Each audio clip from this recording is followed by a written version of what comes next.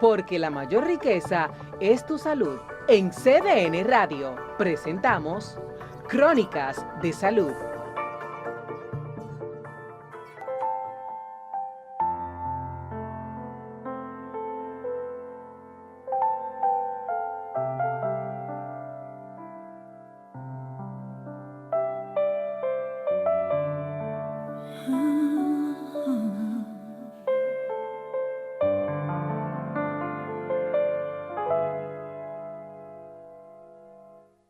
Busque a Jehová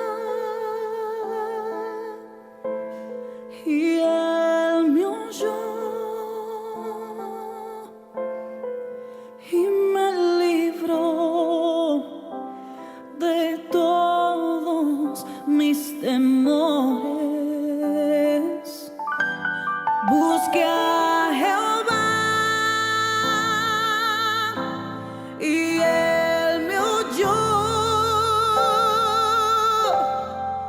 y me libró de todos mis temores. Los que miraron a Él fueron alumbrados y toda vergüenza de su rostro fue quitada. Los que miraron a Él fueron alumbrados y toda vergüenza de su rostro fue quitada. Busque a Jehová y Él me oyó. Muy buenas tardes, queridos amigos. CDN Radio 92.5 le da la más querida bienvenida a este su programa, Crónicas de Salud, la revista de salud, que cada tarde de 3 a 4 para llevar las preciosas informaciones e interesantes entrevistas que tenemos en esta tarde de hoy. Hoy nos honramos con la presencia del doctor Miquel Lireño, quien es médico cardiólogo, quien estará con nosotros tratando un tema de sumo interés, muy común en la comunidad, que es hablar sobre la arritmia y cómo funcionan los marcapasos. Así es, doctor. Y estará con nosotros también el licenciado Scarlett Morillo, que es microbiólogo, y trataremos temas de sumo interés en cuanto a la micosis, una de las más grandes enfermedades que afecta el órgano mayor de nuestro cuerpo, que es nuestra piel. Así que estaremos atentos para el día de hoy. Así que hoy muy tempranito ustedes, queridos amigos de todo el territorio nacional, estarán preparando sus preguntitas, tanto para el doctor Miquel como Scarlett, porque entendemos que son dos potentes personajes que tenemos aquí en el día de hoy, que le decía yo aquí fuera del aire a nuestra querida Ligny Valenzuela que sería muy prudente haberlo tenido un día cada uno, ¿no es así, doctor? Muy buenas tardes, doctores, licenciados. Buenas tardes. Buenas tardes. Para nosotros es un honor tenerlo por aquí con nosotros, sobre todo este público inmenso que nos da un seguimiento día por día aquí a nuestra emisora 92.5 CDN Radio, para el Gran Santo Domingo, el sur y el este, y la 89.7 para todo el Gran Cibao. Así que nosotros vamos a una pequeña pausa y al regreso, ya ustedes saben el tema importante que le tenemos preparadito para hoy.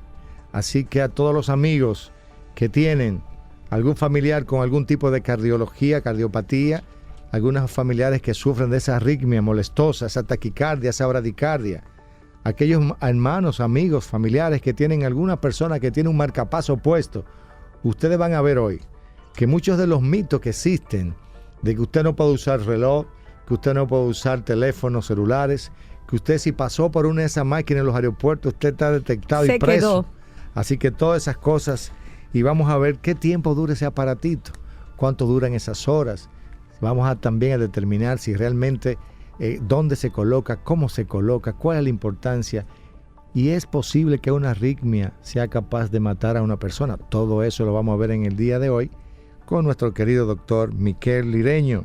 Así estaremos conversando con el licenciado Scarlett Morillo sobre microbiología y estaremos presentando Vamos a hablar de alimentación y calidad, cómo deben envasarse los alimentos para que sepan cuándo prevenir un hongo.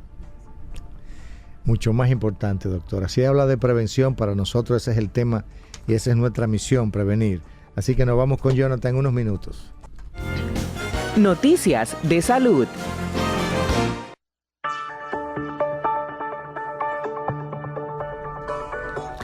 Promesecal responde a denuncias de las sociedades pediátricas sobre fármaco dudoso. El programa de medicamentos esenciales Promesecal aclaró en el día de hoy que en el año 2007 fue creado el programa de neonatal Pausin con el objetivo de suplir un producto esencial a las unidades de red pública de salud para preservar la vida de los prematuros nacidos en las maternidades del país. Este comunicado de prensa aseguran que durante toda su historia este programa se ha preocupado por suplir productos de calidad garantizada, tal como se persigue en la licitación que fue realizada recientemente. Según aclaran, esta licitación ha cumplido con todos los requisitos legales y las normas vigentes para asegurar la participación en igualdad de condiciones de todas las compañías legalmente constituidas y a sus productos amparados por los registros sanitarios emitidos por el Ministerio de Salud Pública. En tal sentido, aclaramos que la compañía ganadora de esta licitación y su producto agente surfactante presentaron certificado de registro sanitario vigente hasta el año 2021, por lo que la Ley de Compra y Contratación del Estado permite su participación en la licitación mencionada.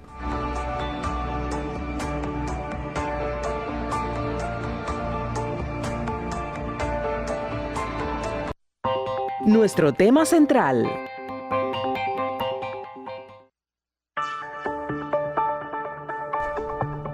En este primer segmento vamos a tratar el tema de las arritmias. Cómo funciona un marcapaso es el tema que vamos a estar trabajando y discutiendo y viéndolo con el doctor Miquel Lireño, quien es médico cardiólogo, quien labora en Sedimat, Secanot. Bueno, es otra gran institución, Secanot, dirigida por un gran amigo, Federico Núñez, ¿no? Sí. Es una estrella de médico que dirige ese lugar, así que nuestro saludo desde aquí para el doctor Federico Núñez. Mi profesor, doctor de cardiología. Qué bueno, excelente, doctor. Señor, mi querido doctor Miquel Lireño, un gran saludo y saludo a nuestros amigos que nos están escuchando. Gracias por la invitación y estamos a ver si podemos responder las inquietudes que tengan en estos momentos. Hablar de arritmia, doctor, eso es un caso, yo creo que todos nosotros hemos sufrido alguna vez de algún tipo de arritmia. Sí, nosotros podemos decir que arritmia es, ¿cómo nosotros clasificamos, cómo la definimos? Bueno, para entender la arritmia, lo primero que tenemos que saber es que nuestro corazón funciona con electricidad, ¿ok? Nosotros nacemos con una batería dentro de nuestro corazón que empieza a latir desde que estamos en la barriga de nuestra madre, y cada vez que esa batería emite un impulso eléctrico, el corazón late. Esa batería se llama el nodo sinusal, es tan pequeña como un granito de arroz. Entonces, esa batería se comunica a través de unos alambres y da la energía para que el corazón pueda funcionar. Y ese es el ritmo normal del corazón y se llama ritmo sinusal. Entonces, todo lo que no sea un ritmo sinusal es una arritmia, ¿ok? Hay partes del corazón que en algún momento, fuera de lugar, toman el control del ritmo cardíaco por encima del ritmo sinusal y es lo que conocemos como una arritmia. Tenemos arritmias cuando el corazón late muy rápido, que se llama taquiarritmias, o arritmias donde el corazón late lento, porque este nodo sinusal no está trabajando como debe trabajar y se llaman bradiarritmias. Excelente, doctor. Y cuando hablamos de extrasístole, ¿eso no es una arritmia? Sí. Es un tipo de arritmia. Sí, eso es una muy buena pregunta. Las extrasístoles es una contracción cardíaca o un impulso eléctrico que se hizo a destiempo, o sea, se adelantó. Antes que viniera el latido normal del corazón, vino esa extrasístole.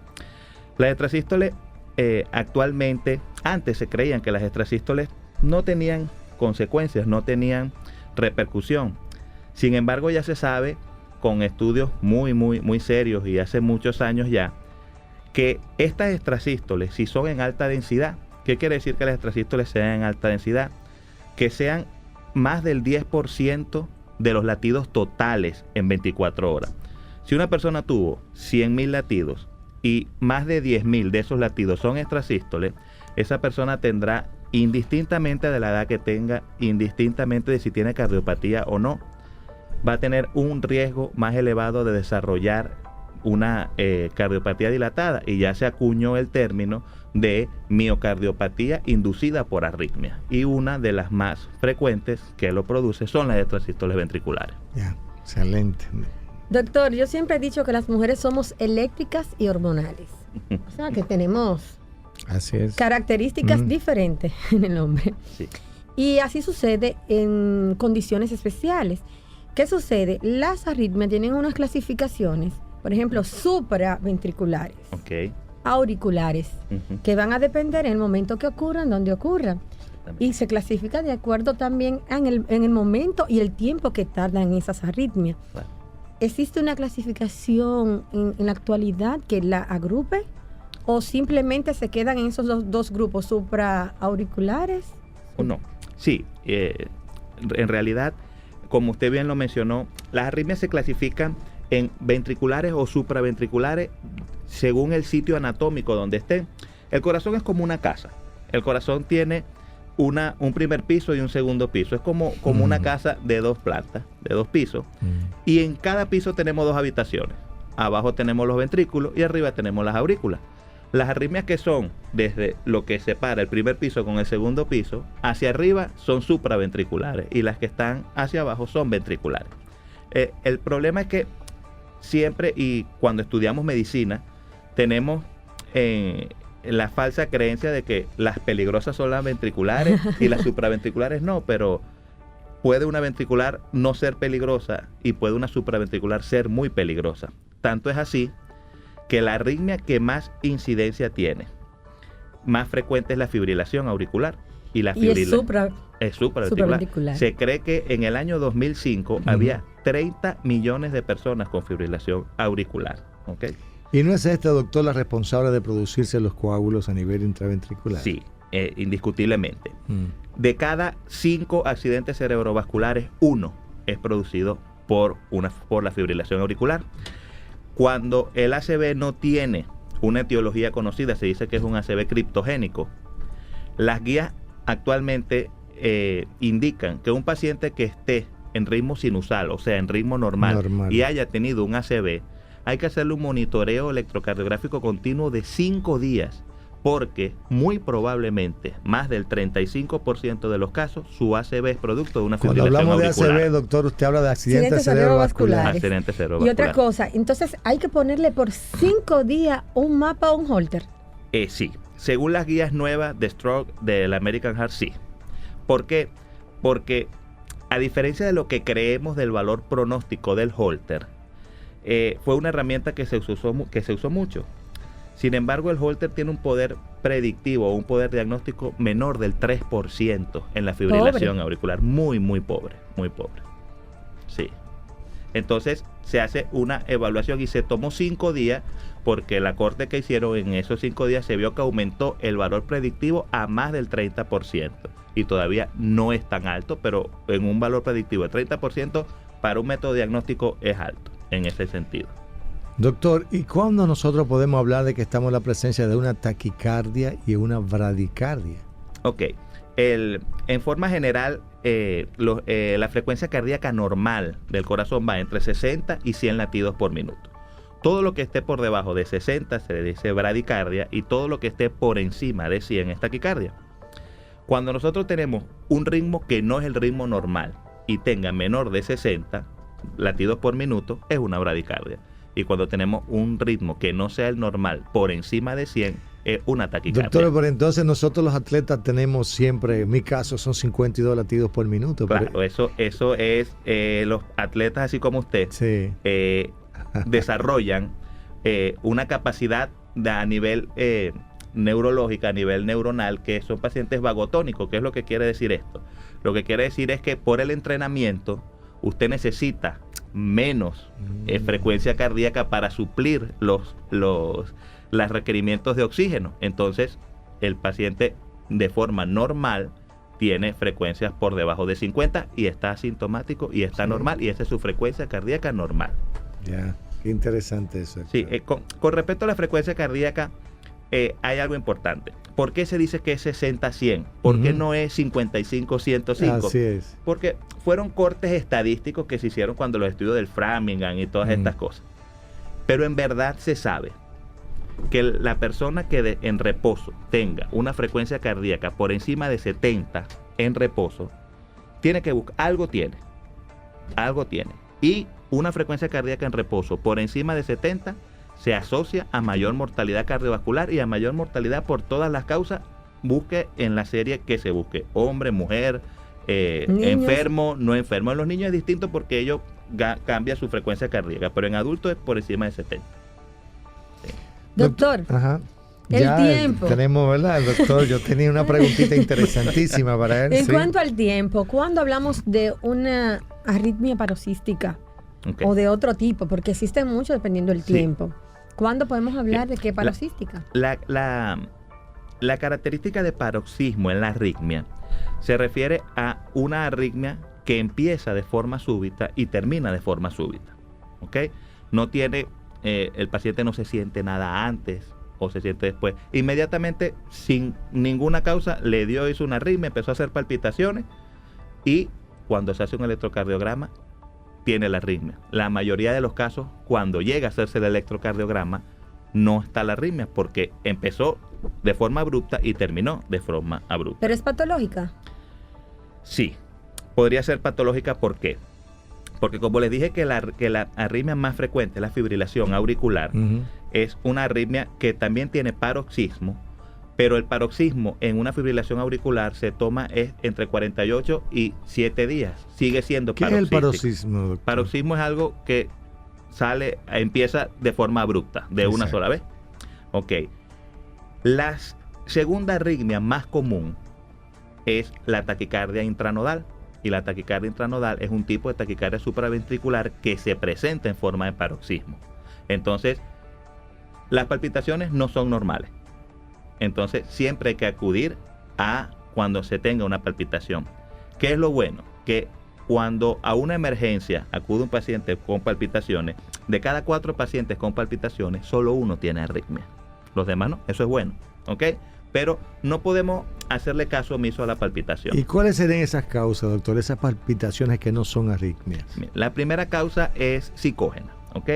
Es la primera causa de palpitaciones. Y se la atribuimos El exceso mucho. de café, ¿no? ¿Alguna sustancia? Está demostrado en estudios muy serios que el café no produce arritmia. Yeah. Eso está ya demostrado. Sí eleva la tensión arterial en pacientes que sean susceptibles, pero el café no produce arritmia, ni las exacerba, ni nada. Un paciente con arritmia puede tomar tranquilamente café. Pero el alcohol, drogas Sí, el alcohol sí, controladas. indiscutiblemente. El cigarrillo, alcohol es uno de los desencadenantes de la Las fibrilación anfetaminas. auricular más grande, sí, indiscutiblemente. Doctor, entonces sí nosotros podemos decir que aquellas personas que sufren de arritmia con frecuencia, muchas de ellas sienten muy preocupadas porque no saben en qué momento ellos entienden que se le puede producir un daño a su corazón. Nosotros sí sabemos que lo que produce el infarto es la arritmia, no la arritmia, el infarto. ¿Así es? Sí, la cardiopatía isquémica, el infarto que se acompaña de arritmia, Ajá. la causa de la arritmia es el infarto. ¿Okay? Exacto. No es que la arritmia produce un infarto, no. El infarto crea cicatrices dentro del músculo cardíaco y crea el ambiente para que se produzca una arritmia. Y los síntomas, doctor, escúchame, Lini.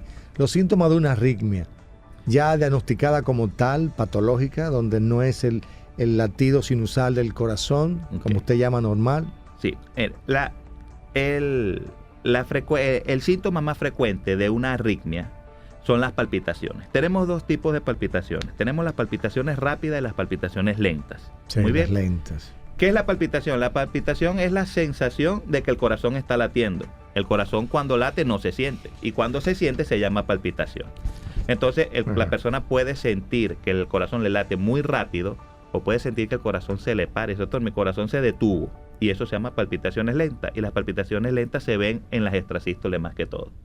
¿Okay? Sin embargo, existe hasta un 30% de las arritmias que son asintomáticas. La fibrilación auricular puede pasar asintomática 10 años, 15 años, puede ser asintomática siempre, hasta que el paciente hace el primer síntoma, y el primer síntoma es un ACV, es un accidente cerebrovascular. Así tan grosero esos síntomas, doctor. Sí. Y no dan como causas al mareos, algún síncope, no puede dar las arritmias. Nosotros tenemos el mejor método diagnóstico para diagnosticar, valga la redundancia, una fibrilación auricular. Cuando digo nosotros, me refiero a cualquier ser humano. ¿Qué es tomarse el pulso? Usted se toma el pulso y usted sabe, busca aprender a tomarse el pulso, es muy fácil. Ahora en la época 2.0, en internet le sale cómo tomarse el pulso, y simplemente con tomarse el pulso usted puede decir, oye, en este momento no tengo una arritmia, o sí la tengo. Doctor, una preguntita. A mí me gustan las hormonas, doctor, déjeme decirle. Yo soy amante de las hormonas. Entonces, ¿qué sucede? Existen algunas enfermedades, sobre todo las tiroideas, que puede desarrollarse en algún tipo de arritmia. ¿Cuáles son las más frecuentes, tanto en mujeres y en hombres? Porque muchos pensamos, es solo para mujeres las enfermedades hormonales, y no es así. Inclusive, muchas de nuestras pacientes nos llegan por regurgitación yugular. Tú le preguntas, ¿sufres de alguna alteración? Y tú le mandas a hacer un perfil tiroideo y observa una alteración por el simple observación de una regurgitación yugular. Claro, sí. Entonces, ¿cuáles se relacionan con arritmia cardíaca? Las enfermedades hormonales o endocrinológicas, en este caso, siempre tenemos en primera instancia el hipertiroidismo. ¿Okay? El hipertiroidismo produce como un estado hiperdinámico en el corazón, y es muy difícil que un paciente con un verdadero hipertiroidismo tenga un ritmo cardíaco normal. Puede tener, la mayoría, por no decir todos, tienen taquicardia sinusal, o sea que es el ritmo normal elevado. Sin embargo, siempre relacionamos el hipertiroidismo con arritmias, pero también el hipotiroidismo puede producir arritmias. Antes se decía que no, pero también puede producir hipotiroidismo. El hipotiroidismo puede producir arritmias. Sobre todo bradicardia, ¿verdad, doctor?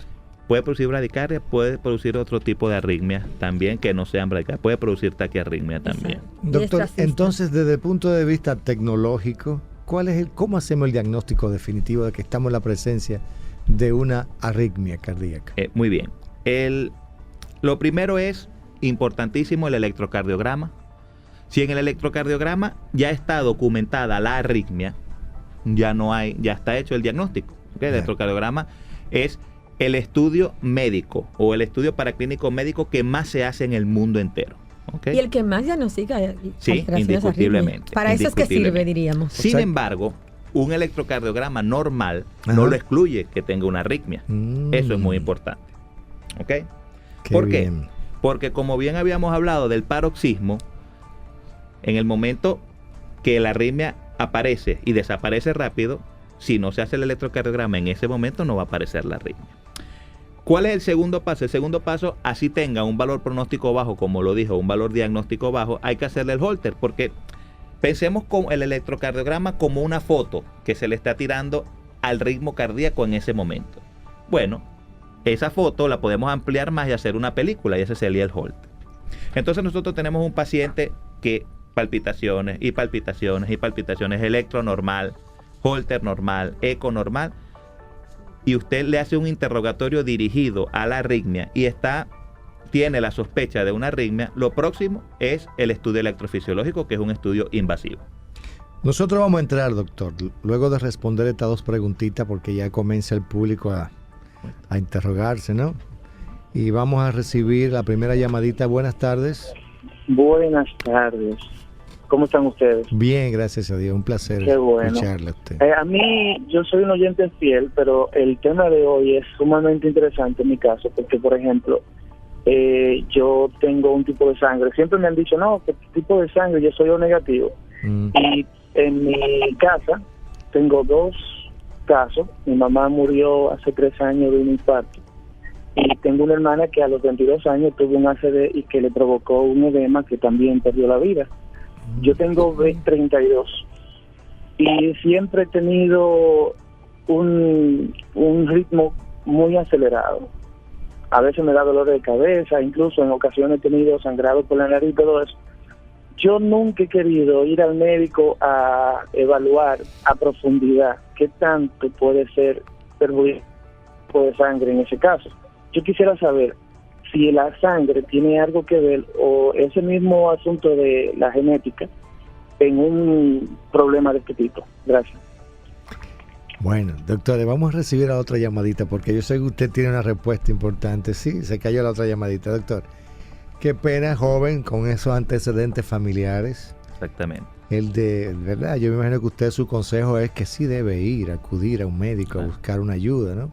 Sí, indiscutiblemente, las arritmias un grupo de las arritmias tiene un componente genético hereditario importante. Síndrome de Brugada, QT largo, QT corto, que se correlacionan con el factor genético. Y lo más importante es que él tuvo un evento familiar en 2 casos, 2 enfermedades cardiovasculares. Y familiares directos, doctor. Exactamente, y uno a temprana edad. Eso es un factor de riesgo importantísimo. Consúltanos. Comunícate al 809-683-8790. 809-683-8791 y desde el interior, libre de cargos, 809-200-7777.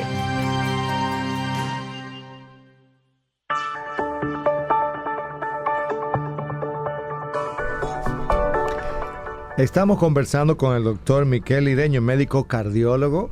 Doctora, yo quiero hacer una pregunta como buen ginecólogo que soy. Resulta que a veces nuestras pacientes embarazadas hacen un síndrome llamado Wolff-Parkinson-White y a veces realmente preocupa a nosotros los ginecobstetras y como mucho más a nuestras pacientes. Es un tipo de arritmia también cardíaca que se ve en nuestras embarazadas. Es una arritmia de manera patológica, se puede manejar o ver como una arritmia de manera fisiológica. ¿Y cuál sería su recomendación a nuestras pacientes? Muy bien. Nosotros el año pasado hicimos el primer caso de una ablación por radiofrecuencia de arritmia en una mujer embarazada. 35 semanas de embarazo. Es el único que se ha hecho. Y fue una paciente con un Wolff-Parkinson-White. Un Wolff-Parkinson-White que hacía unas taquicardias muy grandes, ortodrómicas, muy, muy severas. Y hubo que cardiovertirla en 4 oportunidades en 1 hora. Se entró de emergencia, se le hizo protección y se curó la arritmia. ¿Okay? Con la ablación con radiofrecuencia nosotros podemos decir que curamos la arritmia.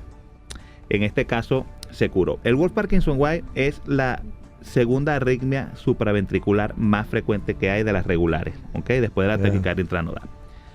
Hasta el año 2012 se creía que el paciente que tenía el Wolff-Parkinson-White en el electro, pero no hacía las arritmias, lo dejábamos tranquilo. Y se le hacía o se le quitaba el Wolff-Parkinson-White al paciente que tenía profesiones de riesgo, deportista. Sin embargo, ya se sabe que el simple hecho de tener Wolff-Parkinson-White, de tener patrón de Wolff-Parkinson-White en el electrocardiograma, le da a la persona un 10% más de mortalidad por cualquier causa.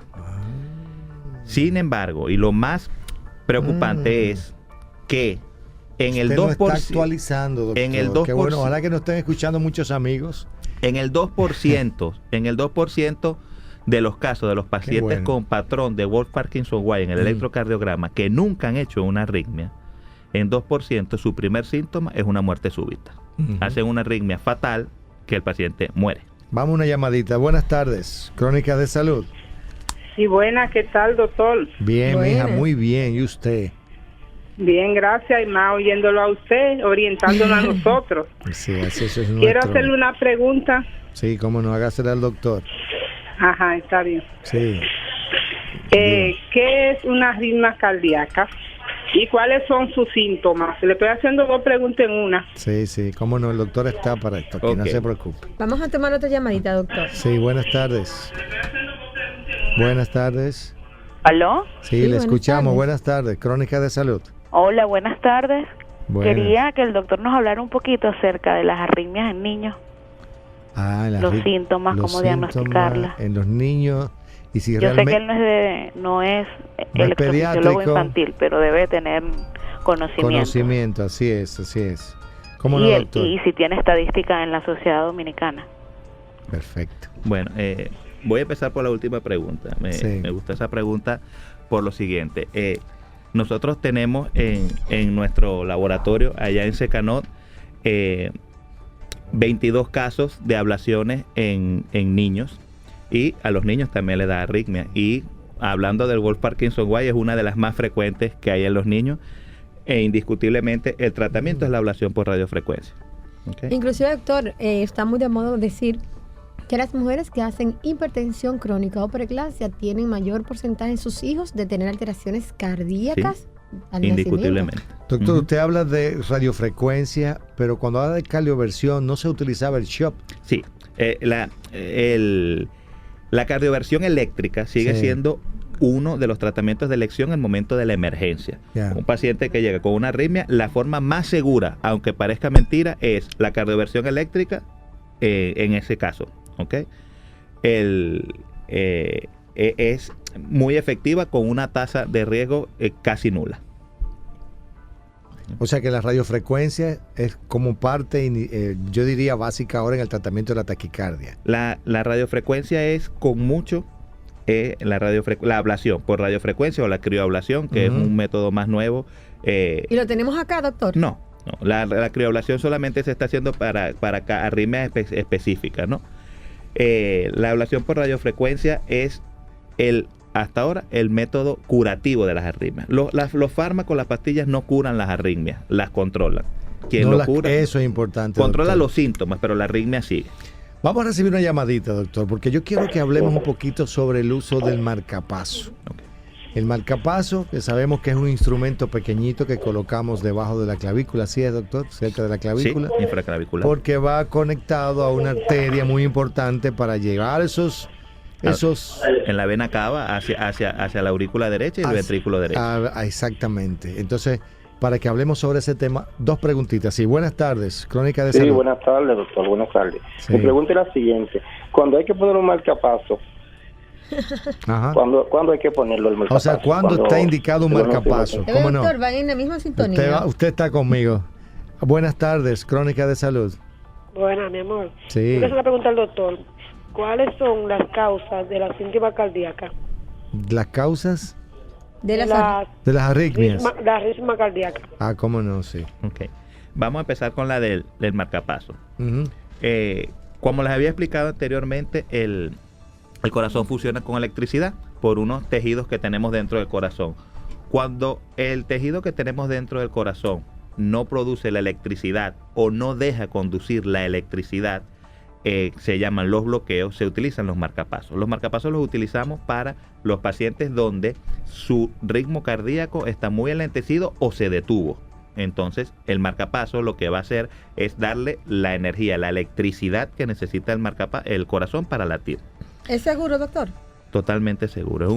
Es un procedimiento que su colocación no está exento de riesgo como todo Claro. procedimiento quirúrgico. Sin embargo, una vez que el paciente tiene puesto el marcapaso, hay que hacer unos ligeros cambios en su vida durante los 3 primeros meses, que es cuidado de la herida, del brazo. Después de los 3 meses, el paciente puede hacer su vida totalmente normal, como que si no tuviese un marcapaso. Los pacientes creen que con marcapaso no pueden utilizar celulares, no pueden utilizar tecnología, que deben estar en una torre de cristal, porque ni siquiera al aeropuerto pueden acercarse. Así Sí, es. no pueden ni planchar. Eso es cierto, no. doctor, esos mitos. que No, existen. todo eso, como usted lo dice, son mitos, ¿ok?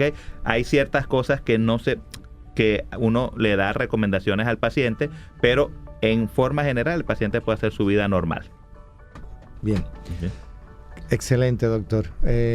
Fíjese que una de las preguntas que nosotros siempre nos hacemos en el uso de marcapaso es ¿qué tiempo dura esa batería? ¿Esa batería va a depender o siempre tiene un estándar de tiempo de duración? No. ¿O es que el marcapaso se coloca muchas veces para varios lugares del corazón? Sí. Puede ser tanto auricular como ventricular y dependiendo De Sí, cuánto lo use el de paciente. cuánto se use y cuánto necesita dar. Exactamente. Y recordar que creo que es así, doctor. No, pero usted me sabe de corrige que marcapaso. usted bueno, sabe un poquito de medicina, doctor. Lo importante es saber si es que el marcapaso, su función es eléctrica nada más. No tiene que ver con la fortaleza de eyección del corazón. Sí, esa pregunta es muy importante, esa acotación. Hay los marcapasos tricamerales, que son los marcapasos mal llamados marcapasos, porque en verdad lo que son resincronizadores cardíacos. Se utilizan en los pacientes que tienen, como usted lo dijo, su corazón está latiendo con muy poca fuerza, que están dilatados, que tienen el corazón grande. Entonces se le coloca este dispositivo como ayuda, ¿okay? Es una ayuda a que el paciente pueda mejorar su función cardíaca. Y es un marcapaso que se coloca un cable en la aurícula, un cable en el ventrículo derecho y un cable que va hacia el ventrículo izquierdo a través del seno coronario. Doctor, lo vamos a comprometer en el aire, pero usted tiene que volver. No, pero espérate, Miquel tiene que volver, pero por muchas veces, doctor. Por muchas ocasiones. No, estamos ¿Y dónde está usted ubicado? En Secano estamos todos los días. Sí. De lunes a miércoles de lunes a miércoles damos la consulta, y días miércoles y viernes realizamos los procedimientos. Si tienen una unidad, según tengo entendido allá. Tenemos una unidad. Dígalo, Somos tres electrofisiólogos que trabajamos en la unidad, y tenemos una clínica de marcapasos también dentro de Secano, y bueno, ahí estamos para cuando lo necesiten. Nuestro doctor se queda con nosotros, continúa con nosotros, y vamos a conversar con nuestro licenciado Morillo, que está muy serio, doctor. ¿Usted lo está viendo? No, es que Morillo es un hombre serio. Estaba observando mucho a Miquel, lo estaba mirando. El tema está bastante interesante. Creo que el doctor ha dejado un excelente trabajo, y vamos a tratar, ¿verdad? De igualarlo, ¿verdad? Que sí, claro que sí. No. Bueno, los buenos son así. Pero usted tiene una función importante de ayudar al doctor Miquel. Definitivamente. Y es el hecho de recomendarnos nosotros una buena alimentación. Porque sabemos que ahí, dentro de esa buena alimentación, nos favorece mucho a nuestra salud, y así nuestro corazón y la mayoría de nuestros órganos no se dan afectados de manera importante. Continuamos con nuestro licenciado Morillo, un especialista en el tema. Él nos va a hablar sobre prevenciones alimenticias, cómo podemos conservar nuestros alimentos y cuál es exactamente almacenamiento, y tiene pericia en el tema porque tiene es consultor de lo que es microbiología, o sea que cuando tenemos un problema de ese tipo, el llamado a ayudarnos y orientarnos es el licenciado Morilla. ¿Cómo está, licenciado? Muy bien, gracias. Contento de estar hoy con ustedes y poder aclarar todas las dudas que tengan respecto al tema. Háblenos de los almacenamientos. Todos tenemos un empaque, una envasadora de plástico donde ponemos todo frío, caliente y como sea. Así es. Y lo introducimos en la nevera. Duramos 15 años con ella en la nevera, luego la calentamos en el microondas y nos las comemos. Así es. ¿Está correcto? Sí, claro. De hecho, antes de poder quizás dilucidar un poquito más el tema, es importante aclarar o mencionar que a muchas personas les gusta la cocina y a otras personas que lo hacen por obligación, pero realmente es una actividad y es una tarea de mucha responsabilidad, no solamente por las implicaciones de alimentación que tiene, sino también por las implicaciones en cuanto a salud se refiere. Y es que cuando nosotros estamos manipulando alimentos, estamos también manipulando y estamos manejando la salud de nuestros comensales, que pueden ser nuestros hijos en el caso de nuestro hogar, pero también pueden ser un consumidor final en el caso, por ejemplo, de que seamos una empresa de catering, un restaurante, pues que elabore alimentos para un consumidor final. Por eso es importante tener en consideración, lo primero, las buenas prácticas de manufactura y también las buenas prácticas de manipulación de alimentos. Estos contemplan todo lo que tiene que ver con la higiene, no solamente del lugar de trabajo, sino también del manipulador. Lavarse correctamente las manos en el caso de que estemos en la casa, higienizar toda la superficie y las tablas de corte.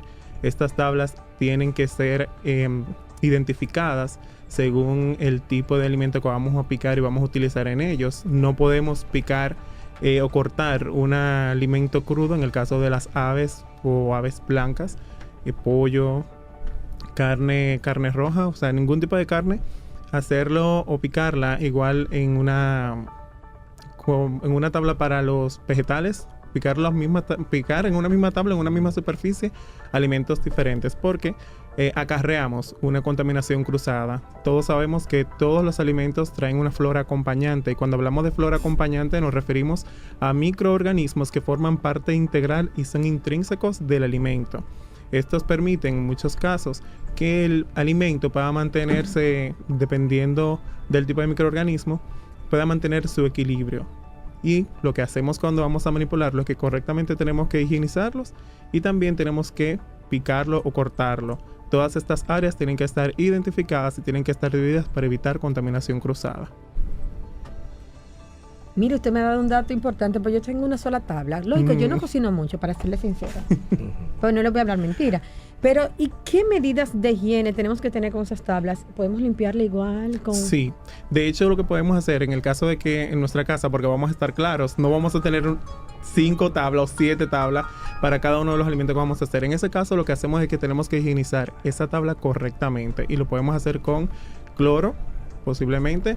En el caso de la casa normal, pero si estamos en una empresa de catering, pues también lo que hacemos es que tenemos una serie de desinfectantes que son bactericidas y también son bacteriostáticos, y esto hay que aclararlo porque la gente normalmente, y lo digo por algunos clientes que tenemos, que te dicen, por ejemplo, tú le recomiendas algún tipo de desinfectante y te dicen, no, es que yo tengo tal marca.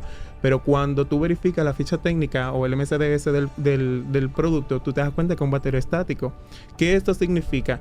Que no te elimina el microorganismo, sino que te inhibe el crecimiento o la multiplicación de la bacteria en este caso. Entonces, lo que nosotros buscamos es eliminarlo, y por eso utilizamos bactericida, que hay muchísimo en el mercado, y por eso es importante nosotros, al momento de comprar un producto específicamente en el supermercado, leer la etiqueta, porque la información está en la etiqueta y muchas veces nosotros no tenemos cultura de lectura y tomamos por el precio y sabemos que lo barato sale caro. Entonces, cuando estamos, por ejemplo, en una planta de procesamiento de alimentos o estamos en una empresa de catering, lo correcto es solicitar previamente al proveedor del desinfectante la ficha técnica. Esa ficha técnica la tenemos que evaluar, leerla y saber si cumple con las especificaciones de nuestra operación. Yo tengo una preguntita, y buenas tardes, gracias doctora. Nosotros somos un país que vamos en vía de desarrollo, y a veces, en el caso de la doctora dice no tiene tiempo para cocinar. ¿Qué hacemos en nuestras casas que cocinamos arroz, habichuela y carne y almacenamos una porción para X cantidad de días? ¿Cuál es la forma correcta de guardar ese almacenamiento, de almacenar ese tipo de alimento? Y en los días, hay gente que duran un mes con una habichuela congelada en el refrigerador. Bueno, eso está bien, dependiendo de la cantidad o el tiempo. Y si se va mucho, viene la luz. Exacto. Y si está debidamente higienizada esa nevera. Es importante mencionar que existen 2 elementos que son estrictamente necesarios en la manipulación de los alimentos, y es el tiempo y temperatura. Cuando uno de estos 2 elementos no son llevados a cabalidad según el requerimiento y el tipo de alimento, entonces podemos tener una situación o una contaminación microbiológica. En el caso, por ejemplo, nosotros conocemos 2 tipos de... en el termómetro tenemos temperaturas que conocemos como zona de peligro, y esta zona de peligro contempla desde 5 grados hasta 65 grados. Estos alimentos no pueden encontrarse más de 2 horas. Lo primero, que los alimentos no los podemos almacenar o tenerlos más de 2 horas a temperatura ambiente. Sabemos, como ya hemos hablado, que vienen con flora acompañante y las bacterias se multiplican por fisión binaria. Esto quiere decir que una bacteria da como resultado 2, y estas 2 dan 8, y estas 8 dan 16, y eso sucede en milésimas de tiempo. Se potencializan. Exactamente. Entonces, cuando nosotros propiciamos y le damos ese tiempo de proliferación y de crecimiento a este microorganismo, pues entonces tenemos lo que conocemos como una intoxicación y también como una infección alimentaria. Por eso hay muchas patologías que entran por la boca. Entonces también hay un tema, y es que la gente no asocia una intoxicación, por ejemplo, cuando tiene vómito, cuando tiene diarrea. Entonces la gente automáticamente empieza con el proceso de automedicarse, beber una serie de medicamentos, que lo que traen también como consecuencia muchas veces la resistencia a muchísimos antibióticos. Y aquí sabemos que por un dolor de cabeza la gente se toma una amoxicilina, por ejemplo.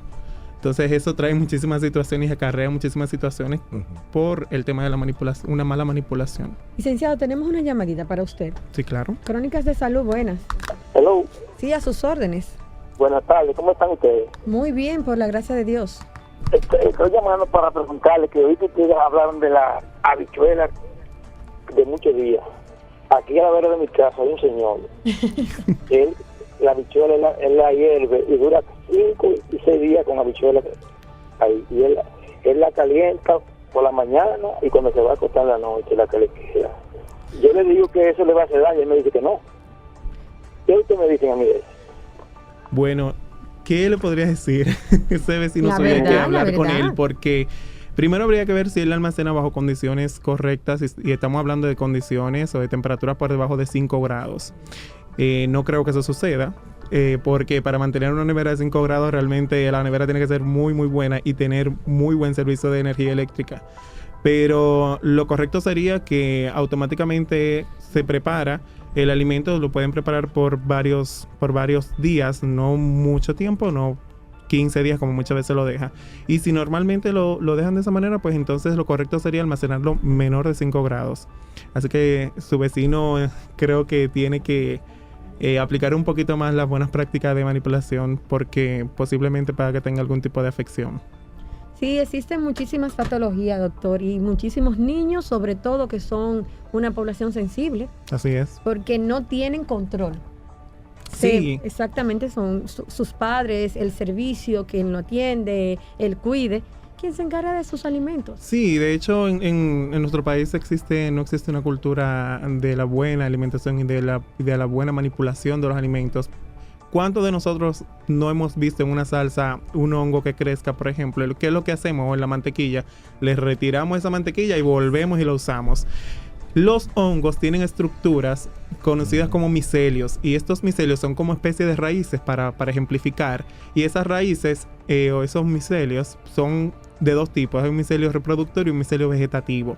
El micelio reproductor se encuentra en la parte superior del sustrato, que en este caso puede ser la mantequilla o la salsa, y es lo que hace que tiene básicamente el objetivo de la reproducción o de continuar el ciclo biológico. Esas esporas se rompen luego de completar un ciclo biológico y se depositan en otro sustrato para luego dar el crecimiento. Pero ese micelio vegetativo se coloca debajo del sustrato, o sea, debajo de la mantequilla, debajo de la salsa, y nosotros no eliminamos por completo el hongo. Entonces lo que hacemos es que lo consumimos.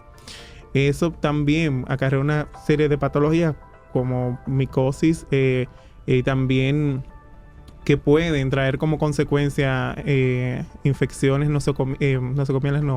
infecciones micóticas. Y muchas veces lo hacemos de manera inconsciente y la gente entiende, igual que con el tema del pan, le cortan un pedazo y vuelven y se lo comen. Sobre todo el verde, ¿verdad? Padre. Eso penicillium que son un problema. Tenemos otra llamadita, doctor. El licenciado Morillo, Sí. perdón. Es que estamos llenos hoy. Aló, buenas tardes. Sí, Para buenas mala tardes. suerte, sintonicé tarde. Ojalá que él lo vuelvan a invitar y que él, Sí, pero y que él escúchalo en diga YouTube. de sus redes para uno aprender más. Sí, Una claro. pregunta rápidamente. El pollo, yo he escuchado personas que saben, dice que él sabe, no sé si es verdad, que no se debe lavar, pero yo me sorprendí cuando dijeron eso. Yo quiero que me explique. Él sí, verdad que es él sabe de la materia, que me diga que si es verdad, porque aquí los mexicanos lo lavamos con limón y de todo, y yo escuché que no se puede hacer. Gracias.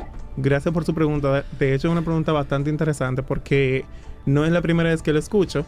Y tenemos que tener en cuenta lo que hablamos hace un momento, el tema de la flora acompañante. Son bacterias que vienen con el alimento per se. Y esas bacterias tenemos que ir eliminando para minimizar el riesgo de contaminación. Claro que sí, debemos de lavar los alimentos y lavarlo de manera correcta, específicamente el pollo, porque el pollo trae un microorganismo que es bien crítico, que lo conocemos como la salmonela. Y la salmonela es una bacteria que viene con el pollo ya por sí. Cuando nosotros tenemos y lavamos el pollo, tenemos que lavarlo con vinagre para evitar porque el vinagre es un ácido. Entonces ese ácido, exacto. Entonces el ácido acético lo que hace es que elimina y rompa la pared celular y eso entonces elimina el microorganismo. ¿Y con los huevos? Con los huevos también tenemos un tema y es que los huevos tienen heces fecales, vienen con ese fecal y la gente lo que hace es que muchas veces los lava. No es correcto lavarlo si lo vamos a almacenar. Lo correcto es lavarlo y cuando lo vamos a utilizar inmediatamente. Tenemos mucho tema, licenciado y el doctor están cordialmente invitados. Mire que el doctor lo primero que dijo fue eso. Vamos a pedir sus direcciones, teléfono, número de contacto, redes sociales. Sí, claro. Bueno, me pueden licenciado encontrar... Morillo, ¿dónde lo podemos localizar? Bueno, me pueden encontrar a través de las redes sociales, a través de nuestra consultora, que también quiero aprovechar para mencionarles que tenemos un diplomado en microbiología alimentaria y seguridad y sistemas HACCP.